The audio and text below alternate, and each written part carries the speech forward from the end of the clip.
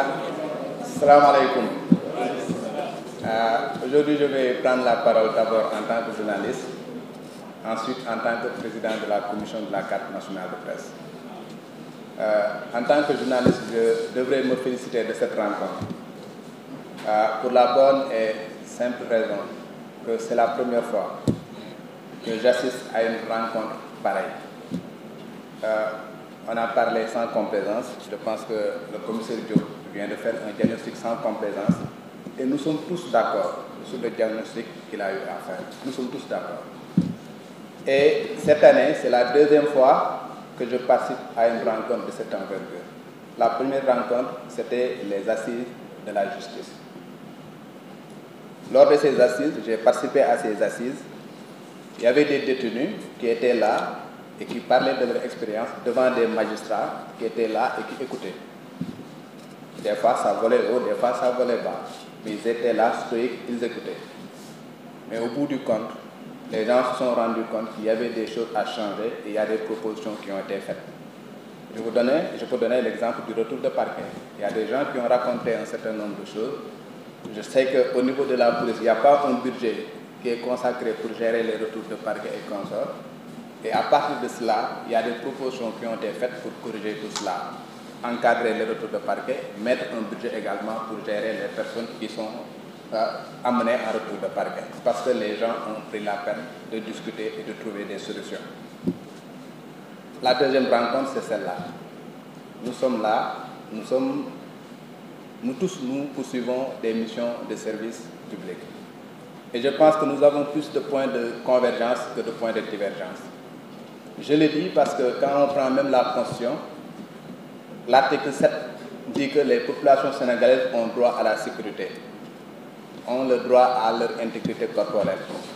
Et ce travail-là, ça vous incombe vous, forces de défense et de sécurité.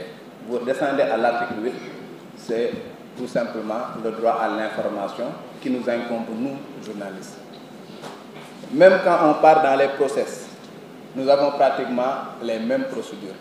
Triptyque, collecte, traitement, diffusion d'informations. Là où nous parlons d'informations, vous parlez de renseignements. Vous collectez des renseignements, vous les traitez, et après, s'il y a des infractions, vous arrêtez. Nous, on n'arrête pas, on diffuse l'information. À part de ce moment-là, je trouve quand même que nous pouvons trouver des plages de convergence pour discuter ensemble, trouver des solutions ensemble pour le bien de la population sénégalaise. Parce qu'encore une fois, vous travaillez pour la population sénégalaise, nous aussi, nous devons travailler pour cette population sénégalaise, nous travaillons pour cette population sénégalaise. Mais le diagnostic que le commissaire Diop a fait, c'est un diagnostic correct et je trouve que les solutions se trouvent exactement dans les propositions qu'il a eu à faire. Ibrahim Lissafay l'a dit tout à l'heure. J'ai fait 25 ans dans la presse comme lui, nous n'avons jamais eu de problème avec la police. Vous savez pourquoi? Parce que, bon, pour mon cas, j'ai la chance d'avoir des frères qui sont militaires ou bien qui sont des sapeurs-pompiers, donc je connais l'astucité de leur métier. La deuxième chose, c'est que nous avons eu la chance également de participer à des sessions de formation organisées par la DIRPA. Et à partir de ce moment-là, nous avons compris un certain nombre de choses. Les grades et les appellations, nous connaissons. On nous a mis dans des dispositifs. Nous savons ce que c'est progresser par perroquet ou bien je ne sais quoi là. Au perroquet ou je ne sais quoi là, j'ai oublié. Ça nous permet tout simplement de comprendre comment vous fonctionnez, comment vous mettez vos dispositifs et comment nous mouvoir par rapport à votre dispositif. Et je pense que vous avez une école de formation, une école de plus et de formation continue. Pour moi, c'est un appel. Il faut intégrer tout simplement les journalistes pour les former, pour leur permettre de comprendre un certain nombre de choses, pour leur permettre de comprendre l'astuce de votre métier. À partir de ce moment-là, je dis pas qu'il y aura plus de conflits, mais on va amondir un tout petit peu les conflits parce qu'on connaîtra votre métier et vous connaîtrez également l'astuce de notre métier. Ça, c'est la première chose. La deuxième chose, c'est, on a parlé de l'identification des journalistes. Nous avons une loi. Vous appliquez le code pénal, vous appliquez le code de procédure pénale, mais vous n'appliquez pas le code de la presse. Le code de la presse dit que seuls les titulaires de carte nationale de presse peuvent se prévaloir de la qualité de journaliste et de technicien des médias lorsqu'il s'agira de descendre sur le terrain pour collecter des informations. À partir de ce moment-là, le premier élément d'identification du journaliste, c'est la carte nationale de presse. Est-ce qu'on l'exige sur le terrain? Est-ce que la personne qui est titulaire d'une carte nationale de presse, à partir de ce moment-là, il pourra bénéficier d'un certain nombre de choses prévues par la loi? Parce que la carte de presse, quand même, donne droit aux journalistes qui le détiennent à avoir accès aux informations, que ce soit sur le terrain, que ce soit au niveau des bureaux, bien lorsqu'il s'agit de chercher un document administratif. La police ne l'applique pas, et au moment où je vous parle, certaines ambassades l'appliquent par exemple. Je peux donner l'exemple de l'ambassade des États-Unis. Depuis que nous avons eu à organiser des sessions avec eux, ils nous ont dit que ça c'est une aubaine pour nous. Parce qu'à l'époque, à un moment donné, on ne pouvait pas identifier qui était journaliste ou qui n'était pas, parce que nous avions des cartes maison, nous avions des cartes de la RTS, du Soleil, on ne peut pas faire la différence. Alors que nous savons tous que pour confectionner une carte, c'est très facile. Vous avez le logo qui est téléchargeable sur le net, vous allez n'importe quel infographe a la possibilité de confectionner une carte maison, mais la carte nationale de presse est une carte assez sécurisée. Lorsque nous avons eu à travailler avec l'ambassade des États-Unis, depuis 2021, lorsqu'un journaliste vient pour chercher un visa en tant que journaliste, on ne demande que sa carte nationale de presse et non plus la carte maison. Ils ont réglé un problème et je pense que vous aussi, au niveau de la presse, vous avez la possibilité de vous inspirer de cela pour régler un certain nombre de choses. Vous allez respecter d'abord la loi, parce que le code de la presse est une loi quand même. Vous allez respecter la loi comme vous respectez le code pénal et le code de procédure pénale. L'autre chose, c'est il faut...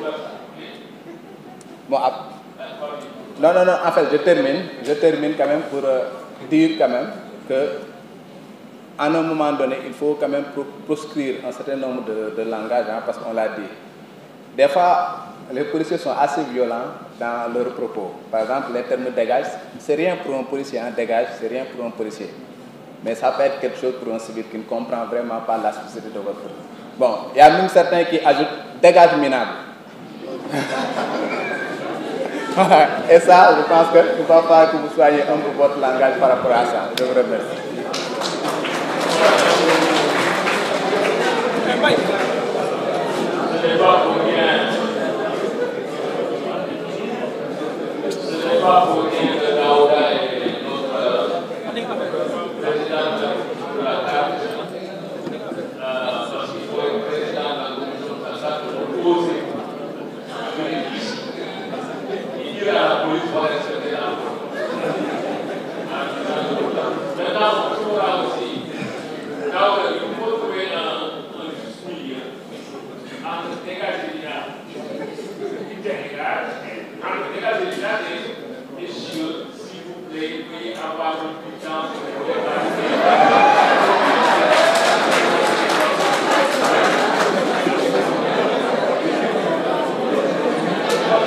D'accord. Alors, nous appelons M.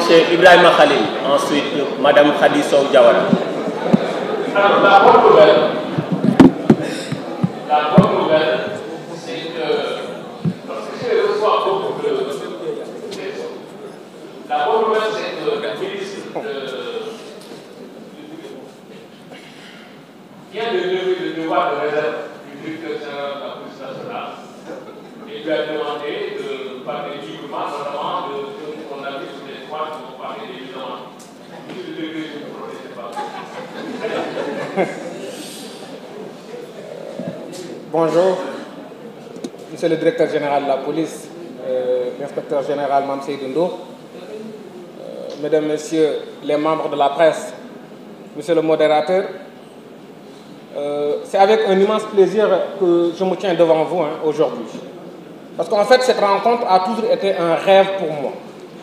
Pour être connu en tant qu'IKD comme étant le journaliste le plus policier au Sénégal, souvent confondu même avec des policiers, parce que tellement que je fréquente les officiers, beaucoup sont devenus des amis, et ça c'est pour deux raisons.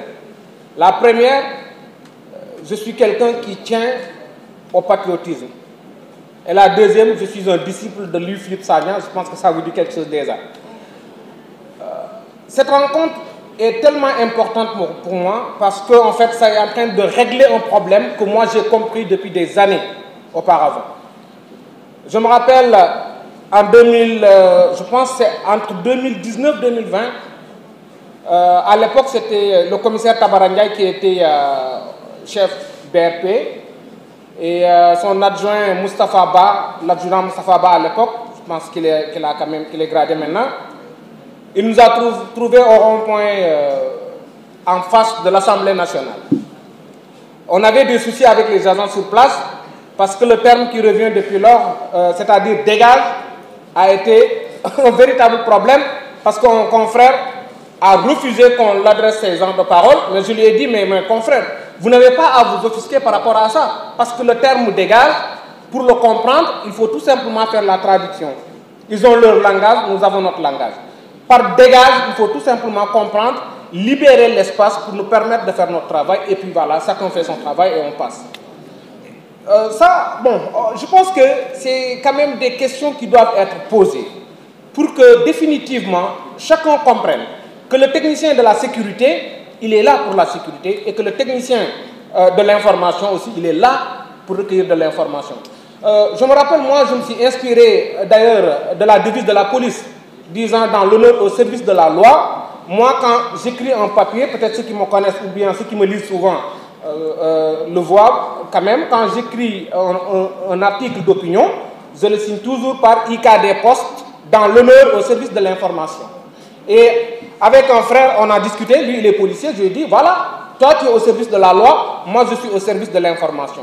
Tu défends une loi, c'est-à-dire une obligation, et moi je défends un droit. Donc que chacun fasse son travail et que personne n'entrave le travail de l'autre. Donc je pense que quand même, nous, jeunes reporters, nous devons quand même comprendre définitivement que ces gens-là, au-delà des liens de parenté, au-delà des amitiés, au-delà de tout ce que nous avons ensemble, sont là pour nous. Et nous aussi, en ce qui nous concerne, nous devons être là pour eux.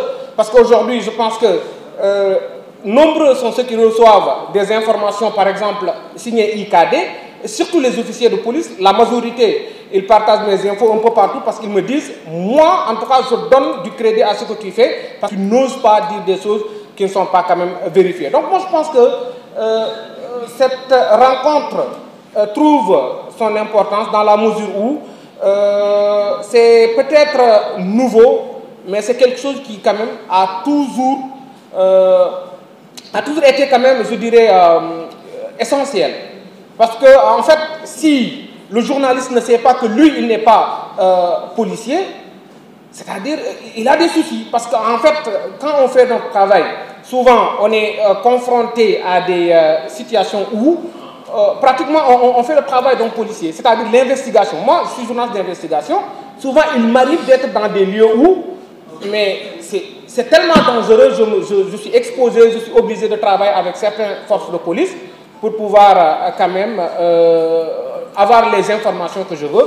Du coup, s'il n'y a pas d'entente entre nous et les policiers, là, ça devient compliqué. Donc, vraiment, je pense que ça a été organisé pour moi.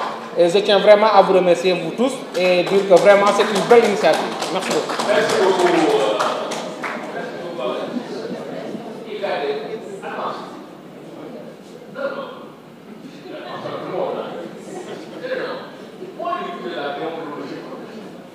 Nous ne sommes pas